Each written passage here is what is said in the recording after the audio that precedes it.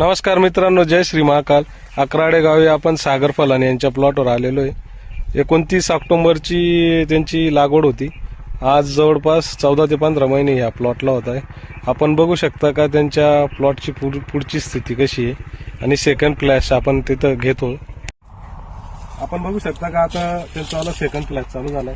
पहिल्या फ्लॅशमध्ये त्यांनी जवळपास 14 ते 15 टन माल दिलेला होता. जवळपास 75 ते 78 हजार फॉर्म लागलेले होते. तर त्या कंडिशनमध्ये आता सेकंड फ्लॅशमध्ये फ्लॉवरिंग जवळपास सेट झालेली आहे. फ्लॉवरिंगमध्ये त्यांनी जवळपास मिकनेर 32, मिकमॉली आणि शोनेटचा एक स्प्रे टाकलेला होता आणि खालून आता त्यांना डोसेसचं नियोजन आपण देणार आहे.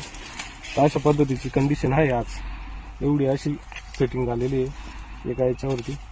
जवळपास आपण बघू शकता का एक 6 ते आपण बघू शकता का आता त्याला आहे ना 10-15 दिवसामध्ये आपण बेसल डोस टाकणार आहे. बेसल डोसमध्ये आपण 10-26-26 100 किलो किंवा 12-32 16 100 किलो.